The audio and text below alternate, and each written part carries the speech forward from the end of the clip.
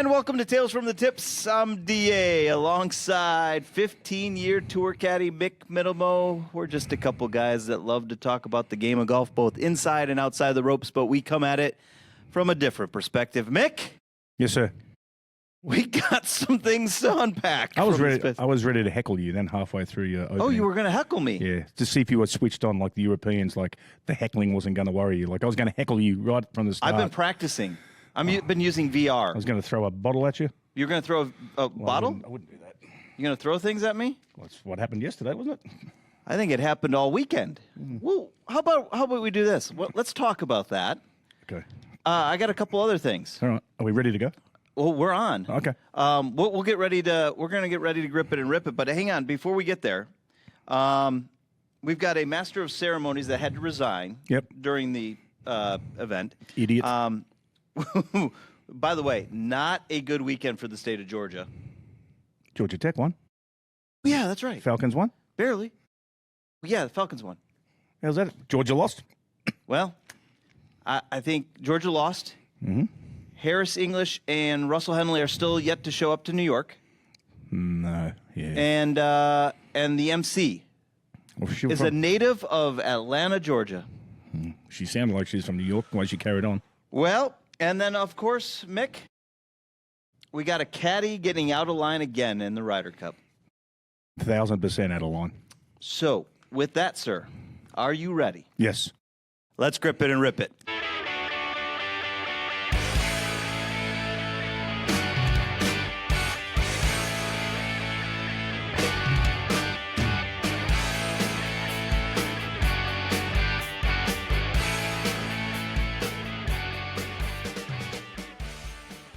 This is going to be fun, this one.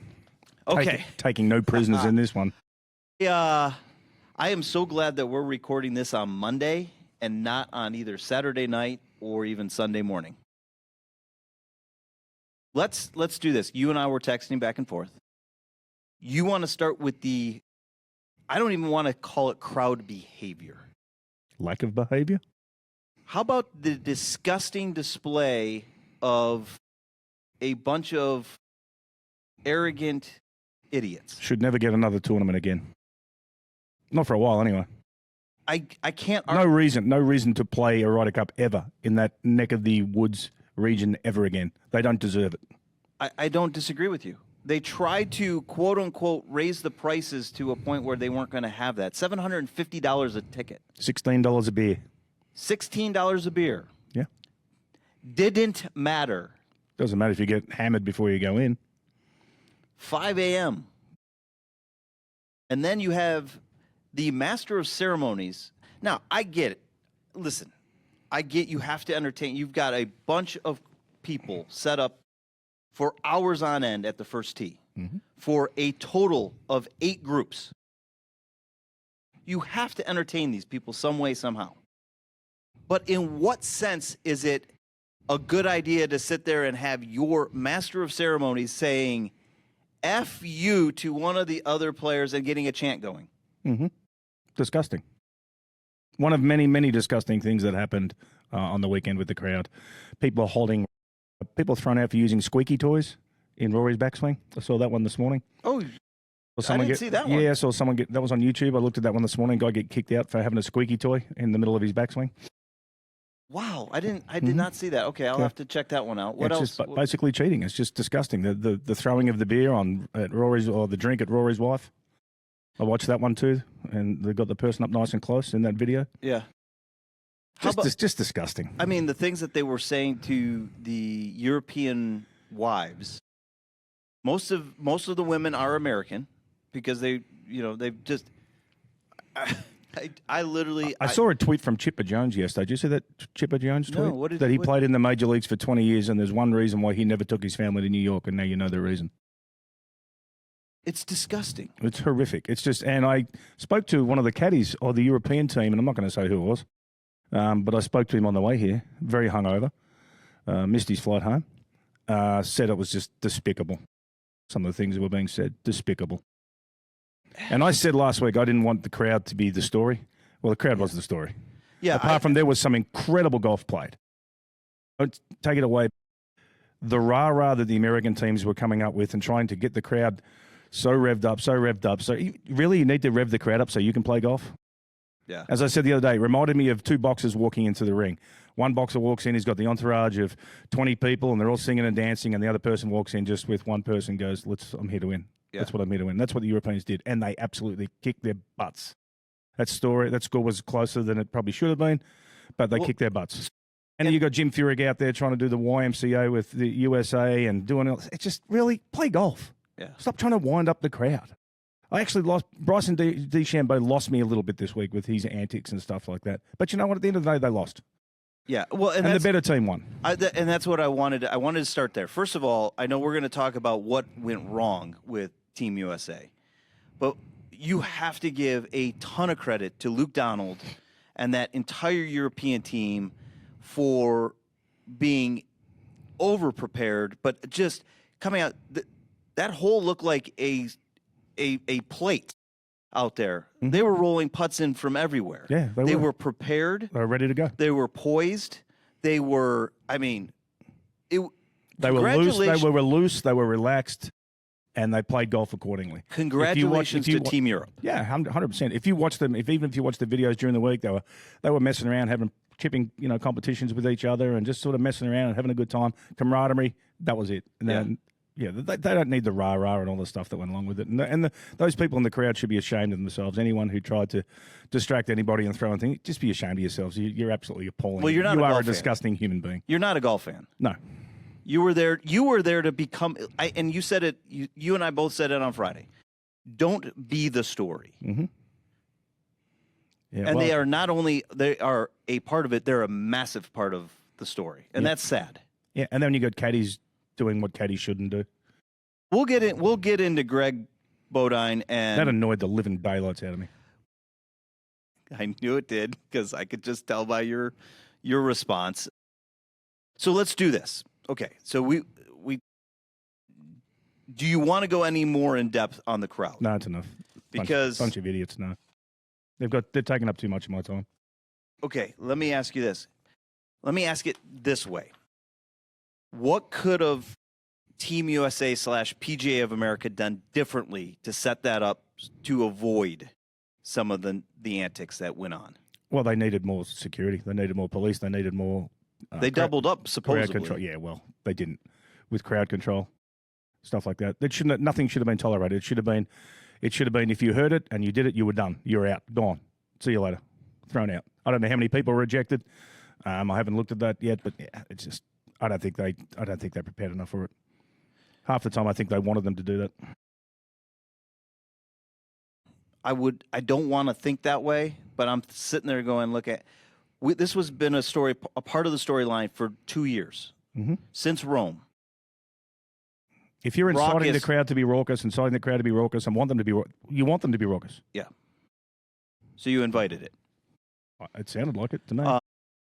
Okay, so did anyone from the American team come out and say, "Hey guys, enough's enough"? No. Was there any? Did anyone come out? Did the captain come out and go, "Hey guys, it was a little over the top today. We need to calm it down tomorrow." As a golfer, we need to. Can we just calm it down tomorrow and be a little bit more respectful to our opposition? How many players? How many of them went out and did that? I never heard Keegan or any of the players say that. No one did. That to me is an absolute indictment on the game. That to me is a shame. But it's one of those where you and I were talking Friday at Twin Peaks, and we literally said it, I don't know, countless times just while we were standing around. And by the way, thank you for bringing your entire crew out for our little. The Gustin's crew showed up at Twin Peaks. They did, and put a pretty big bar number up. We got good support. It was one of 3 stops that night. Oh, 3 stops. Yeah. We partied a little bit that night. But getting back to it. I was a little hungover on Saturday when I played golf. Yeah, how did you play? I shot 77. Oh, by the way, I shot 41.36. So is it? So I shot even par on the back nine, and we ended up playing with my partner and the course pro. The pro shot 1 under on the back, and I shot even on the back. Why did you let him off the hook?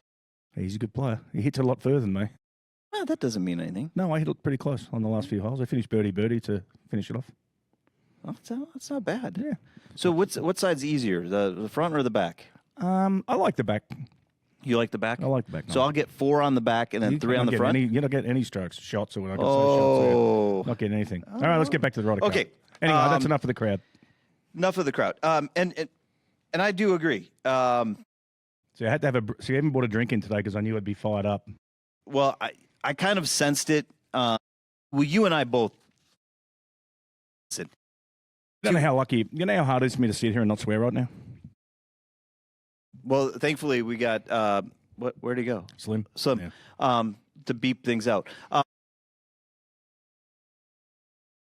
The anger I had Saturday night. Yeah, you were a little revved up. Well, it just. I literally sat there and I looked at the pairings, and you and I talked about the pairings Friday afternoon, and then Saturday morning pairings came out, and you and I both said the same thing. We're doing what? Mm-hmm. We're running the same group back out there that had just gotten them basically taken to the woodshed Friday morning. It was very interesting. Is what I would say. Here's what I've got for you. You ready? Yep, let's go. And now I got to give notes. I do have to give you credit. You were half correct. 2 points. I cleared a blowout. Yeah, you did. You were kind of a little wrong. Here's where I'm mad. You were kind of a lot wrong. Here's where I'm mad. I bought into USA marketing. I bought into a fantastic, well-produced interview with Keegan's mom and dad. I bought into Keegan Bradley. I listened to you. The fact I was on Team Europe since March, and you told me I was crazy. How's this my fault? You told me I was crazy, and I listened to you. You're crazy in a lot of things. Well, you're crazy that you're a Lions fan, but I don't know. Hey, how did that go yesterday? I don't cry that against you, but what again, you were right. I just got and in my area, I just thought that maybe the home team would have an advantage, which they didn't for some reason. They decided to cut down all the rough there at Bethpage, which was another thing that surprised me a little bit. But you talk about where they won it. I mean, Team Europe just completely out-putted the US. Oh, yeah. The putts they were making were, and some of the shots, John Rahm's chip shot that went in from holding it in his club like this in the bunker, that he holds that shot. I'm like, give me a break. Well, let alone hit it to 6 foot and make it. Yeah, there's a little bit of that. I will say I'll take it one step further. I heard Jim Furyk, or I should say Furyk. Who did I listen to? Brad Faxon. Mm-hmm. Brad Faxon was on with the starter on I want to say it was Thursday morning. He had been walking around the day before with Francesco Molinari, and Francesco said to him, "That would have been a conversation." We've got him right where we want him. This course is set up for iron striking, and statistically, we are better iron players. And there's that word again, statistics. And I got another statistic for you. You ready for this? Yeah. So Data Golf, one of the foremost used data sources for golf statistics. Out of all the pairings, 132 potential pairings, guess which pairing was the worst? Probably Scotty Scheffler and someone. And I got to give credit. I'm going to give credit to Trey Wingo for this because he had an IG post on this. This is where I got this. Colin Morikawa, Harris English. Mm-hmm. What did we do? We ran Colin Morikawa and Harris English out there in 4-ball or in foursomes. He got half a point on Sunday. We ran them out there twice to get throttled. Not once, but twice. Yeah. The statistically worst. Now, if Trey Wingo can go look up the statistics of which two players would be the worst, who's doing the statistics for Team USA? They should be fired today. Probably no one, by the sounds of it. Well, clearly, we didn't use statistics. We didn't use statistics to set up the golf course. And now they're talking about and now they want to change a rule that's been there forever about the envelope. Oh, we will. Now, I will give. You want to know? Here's where I'm going to give credit to Luke Donald. Friday afternoon or Saturday afternoon when they claimed that Victor was injured, and they sat him out of the afternoon pairings. That was a brilliant move on his part, because going into Sunday, had it switched, had Team USA actually played Saturday afternoon and won 4 points, I guarantee you Victor Hovland's playing on Sunday. He couldn't have played. He couldn't. He's got a bulging disc in his neck. They had the MRI. I even spoke to his someone very close. So I spoke to someone very close. So you think you got some?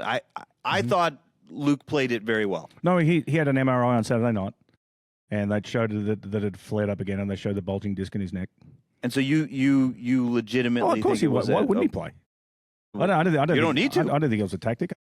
You don't think it was a tactic? No, 100% no. No. Listen, I'll give Luke Donald credit for it. 100% no. If they're going to do that, you might as well have 9 guys get injured.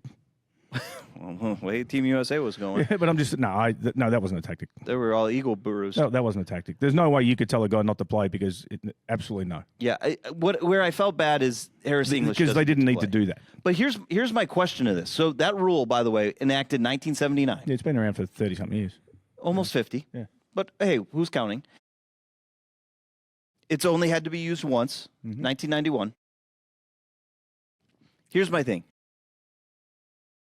You were 2.5 points away. You got a half point. Now you only need 2 points out of 11 matches. Pretty good statistical odds on that part. Yeah. I think a part of Sunday was Team Europe was a little hungover and kind of really relaxed. On Sunday? Yeah. Oh, I don't think they were hungover. You don't think they were hungover? Absolutely not. I think they were. I think they had a good party Saturday night. Nah, not from what my information today. No, it was very quiet. It was a very quiet night. Very quiet. Now, last night, not so quiet. Oh well, I didn't think so. Yeah, they had a good time yesterday. Yeah, the person I spoke to on the way here had a very sore head. Missed a flight and home. He deserved it. Missed a flight home. He deserved it. He did. He's a good man. His player played phenomenally well. Not bad for an old man. Not bad for an old man. No tread on the tires. No. Barely making the team 2 years ago. 2 years ago. Yeah, it was great to see him playing well. He's a good man. Very happy for him. Me too. Very happy. You know what? I'll say this. I felt bad for Scotty. You and I talked about it Friday afternoon. You asked me statistically if I would have sat Scotty. I would have sat Scotty on Saturday. Based on the results, I would have been factually correct by doing it. But with that said, out of the 4 players that played all 5 sessions, he was the only one to then turn around and win his match on Sunday. So give credit to Scotty Scheffler for grinding through it. I guarantee you, this is beating him up. Well, yeah, I'm sure it's hopefully it's beating them all up. Yeah, hopefully, I am not going to. Hopefully, they're all hurting. I hope they don't. Well, yeah, but there's idiots out there that have said, they didn't, they got paid and this and that, and you know what? Yeah, you know what? Here is one thing that I will say: you gave that card to Team Europe to play. The fact that you're paying, or you can call it stipend, you can call it whatever, you're paying them to play $200,000. Yeah, ridiculous, but. Nonetheless, you gave that card to Luke Donald to play, and he played it well. Yeah, he did. He played it perfectly. I will not say, based on watching that team and their reactions and how they fought back on Sunday, that you could say that they didn't care or that they were paid to play and they just were there. Oh, no, they cared. 100% they care. I mean, you're representing your country. Absolutely. It's a huge event. It's one of the biggest events in the world. Probably the biggest in golf. So okay, let me ask you this question. What do you do differently if you're Team USA? Because you've lost now 11 out of 15 Ryder Cups. Maybe we just got to get to the point at the moment that the Team Europe is a lot better at the moment. And maybe we should start looking at their blueprint instead of our blueprint. I say do we have? Exactly. Is there one? Well, here's the thing. Looking at it, and I know a lot of people are going to get mad at me for saying this. But when you look at it, goes all the way back to the captain's picks. And you and I didn't say it on these cameras, but we did talk about it. Colin Morikawa had no business being on this as bad as he played all year. Wasn't even he hasn't played good for a year and a half. Wasn't in the Tour Championship, hadn't played great. Gets picked. Now, is that because he's one of the boys? Absolutely. You know, you pick one of your friends or you pick someone's closer to you, or do you go out and just pick the best players? I don't think maybe the US. And the one that should be on this team, whether you like him or not, was Patrick Reed. Twin Peaks is the best in the game. Here, your favorite drafts are poured at a frosty 29 degrees, and rare barrel-aged whiskeys are served just the way you want them. It's bigger game days and bolder fight nights. I mean, where else can you find a scratch kitchen that always comes in clutch every day from lunch to late night? Only at Twin Peaks, the #1 sports bar. Hit a home run for happy hour and ask your Twin Peaks girl about local specials on drafts, cocktails, shots, and more. He was playing some of the best golf in the world coming into the Ryder Cup selection period. Yep. And he would have been as big of a thorn in the side of Team Europe as John Rahm and Terrell Hatton were to Team USA. Because he's antagonistic and he absolutely. But he doesn't care. He does his thing. They're not worried about what people think about them. They just do their thing.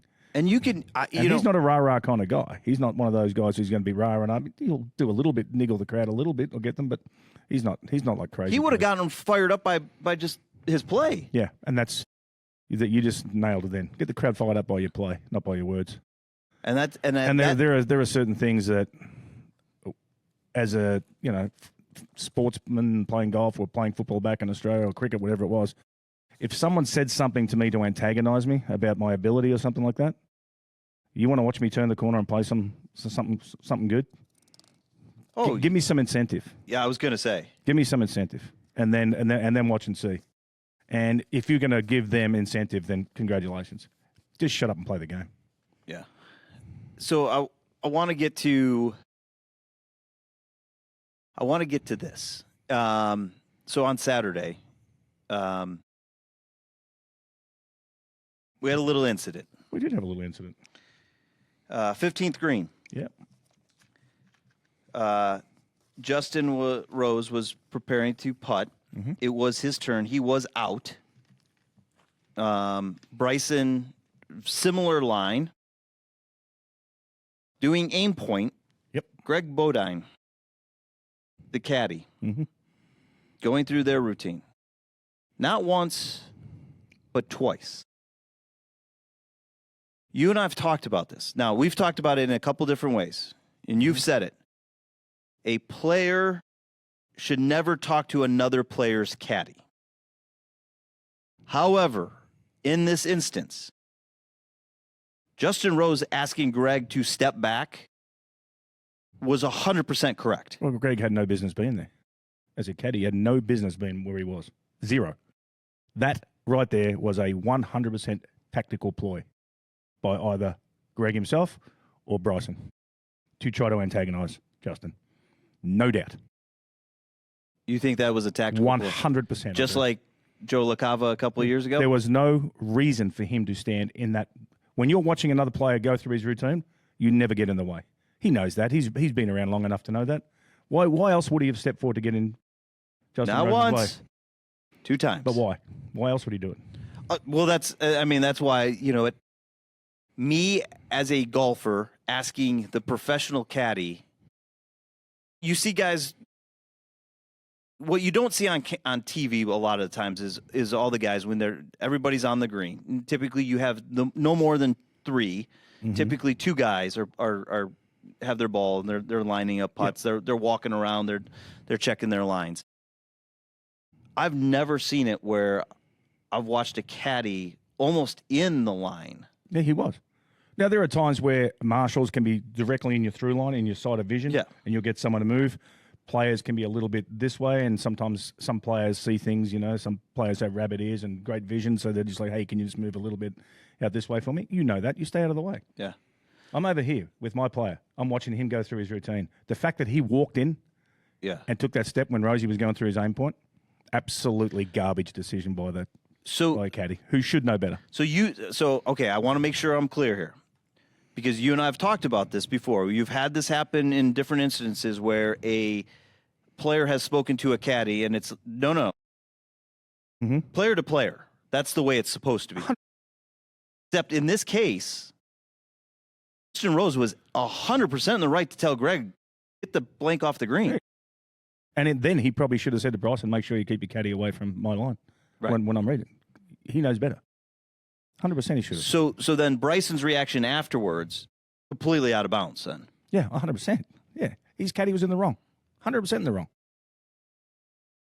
Why is he going up there to read a putt when it's not even his turn?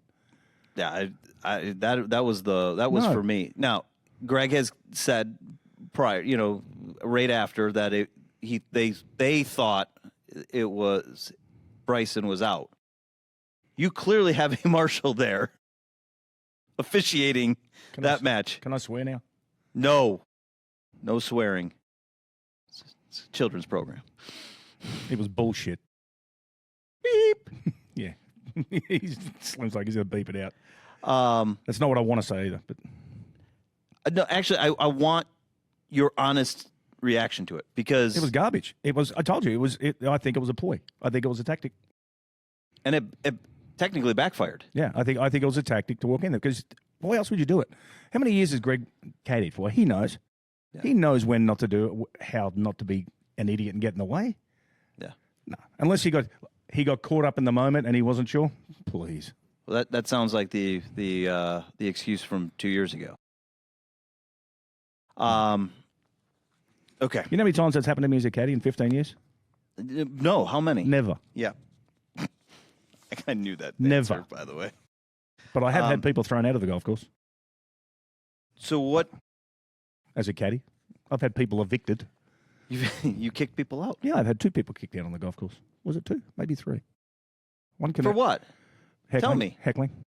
Like, what were they doing? One was Tommy Gillis was in our group, and I was with Greg Owen. This was at the Canadian Open. Okay.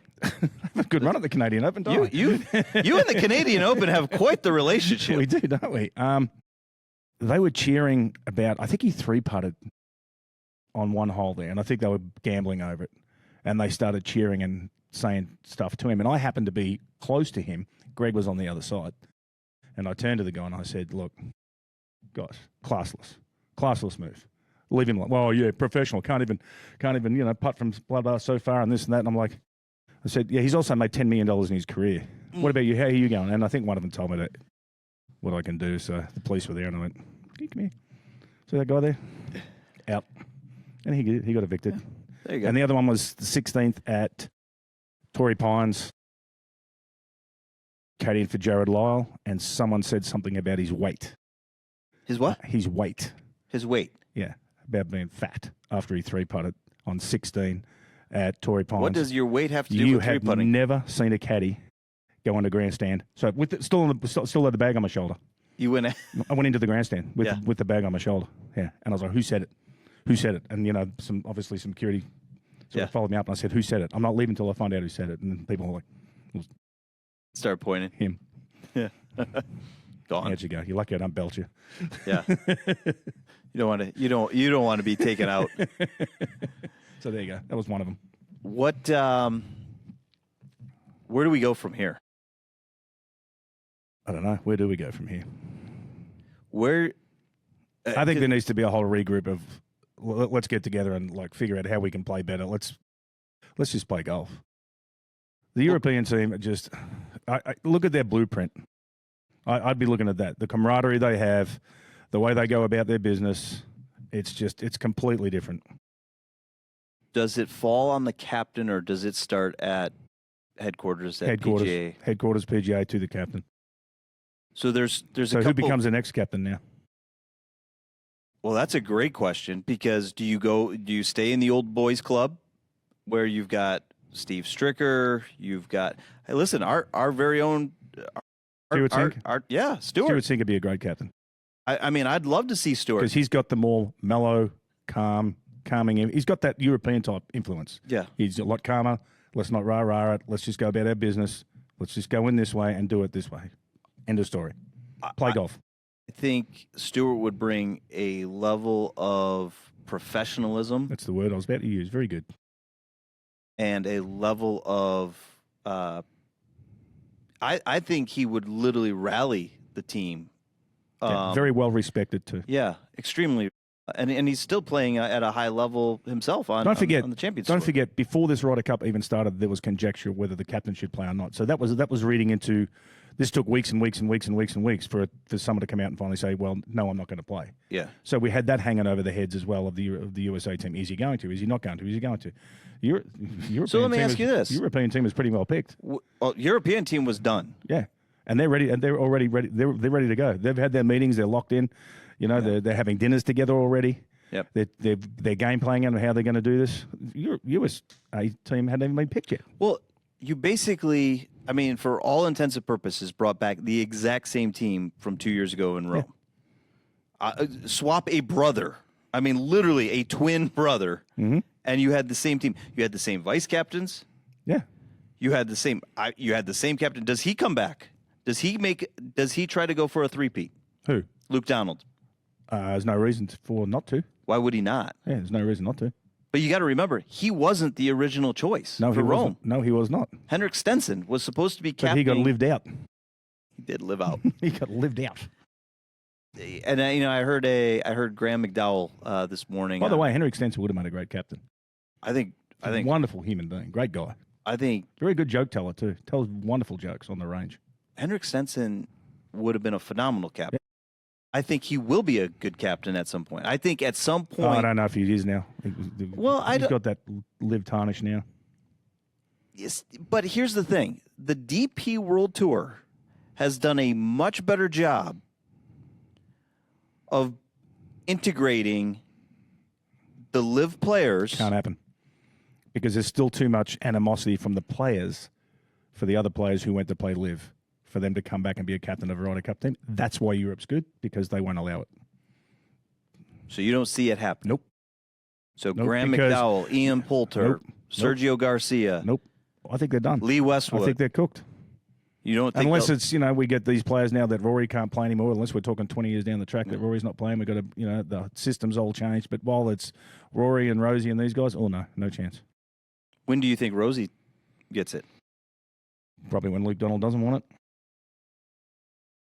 The way he's going, he'll be probably playing another one. I was going to say, is Rosie playing in Ireland at this point? I think he'd like to. I mean, right now, Tommy Fleetwood is one of the best European Ryder Cup players ever. How good did he play?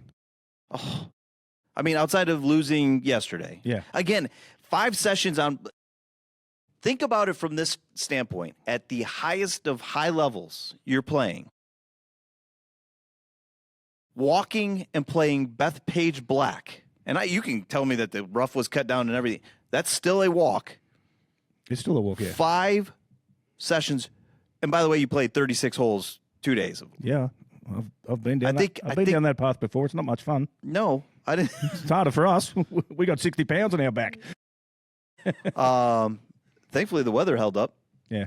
But no, from course setup to everything. Well, the course played easy.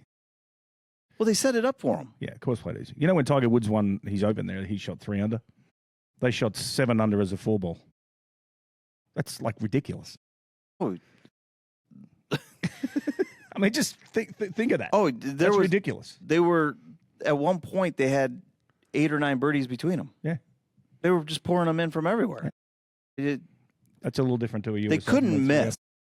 Well, and that you and I talked about it in our recap, our Friday recap show.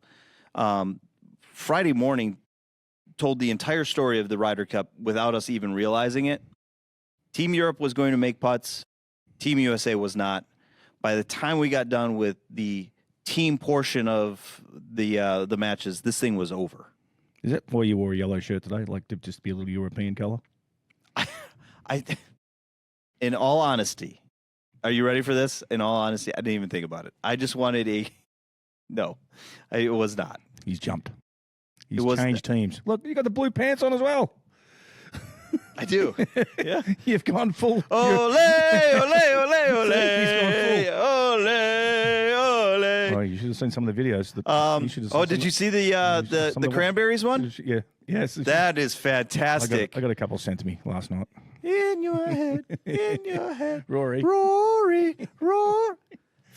By the way, they've got some of the best chants and songs. Oh, yeah, they do. They do a great job. That's a little better than squeezing ducks and throwing drinks at people, isn't it? Yeah. Well, there you go. Anything else? Any No. other takeaways? No takeaways. I'm looking forward to playing golf this week. You're playing golf with me. Yes, I get to play Bentwater. you do get to play Bentwater with Chris Fortney. I'm going to have my practice round finally. Yeah.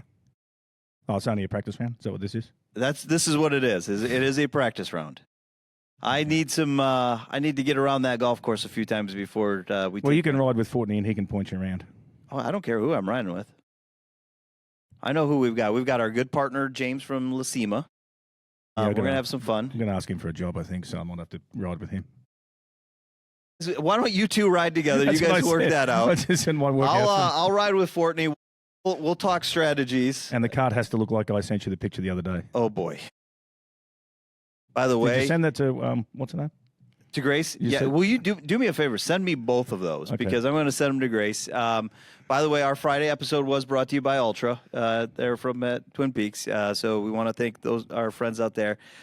Special thanks to Chris Fortney and the folks at GT Golf Supplies for taking care of us on some things. I know Chris and I are working on some stuff for a local charity outing that we were going to have here in the Atlanta area. So looking forward to that. Do I know about this one? Yeah, well, if you don't blow your knee out, you're going to be a part of it. I'm back, baby. We've got it. We have to get that one. That's the one that we have to go win. Which one's that? The brown grass. Oh, yeah. Yeah, I want to beat Bo. We've got to defend 2 weeks before, and then we got to beat them. All right. I'm back. I'm playing good. All right. Well, thanks for teeing up with us on Tales from the Tips. You can catch us on YouTube. Make sure you give us a like, hit that subscribe button, drop us a comment. We do appreciate them. You can find Tales from the Tips wherever you find your favorite podcast: Apple, Spotify, YouTube, the Audacy app, and now available on iHeart Podcast. Just search Tales from the Tips under podcasts. Subscribe. Enjoy. Boo! Boo. Why? I'm heckling you. You're don't throw anything Throw a at duck me. at you or something. Don't call my wife a bad name either. I wouldn't do that. I like her. Never met her, but You can follow us on all of our social channels: Instagram, X, and Mick's favorite, TikTok. the TikTok. We've got posts out there. You can watch this show live on the Twitch. Just follow Tales from the Tips Pod. Our schedule is always posted. We never stick to it, so just check us We're out pretty every good at single day. You never know when we're going to pop on. Last Friday was a fun little event. It was an impromptu. Well, buddy, I'm looking forward to being out on that course with you on Wednesday. Don't do it again, Greg. You're better than that. Keep your drive straight, your putt short, and your scores low as we tee it up on Tales from the Tips. We'll see you next time. Boo.